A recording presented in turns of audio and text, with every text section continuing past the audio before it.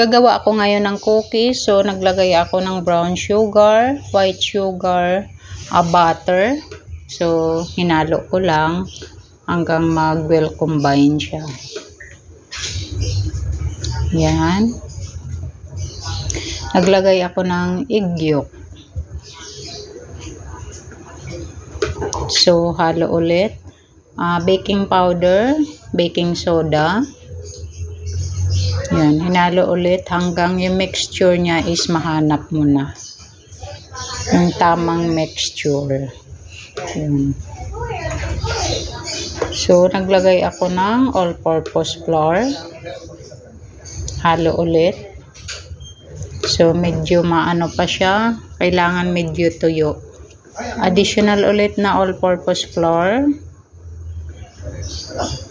Para ma-mix talaga ng tama.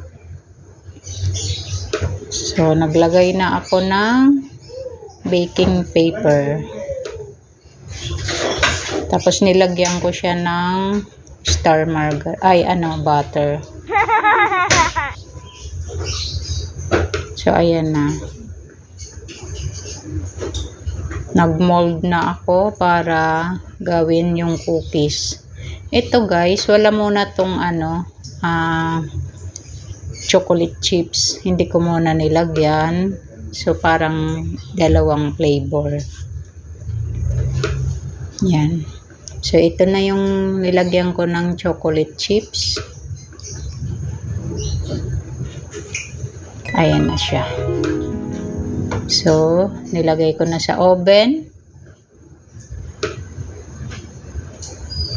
Mga 10 minutes. Ayan na, gawa na po siya guys. Thank you for watching. Don't forget to subscribe my YouTube channel guys. Thank you.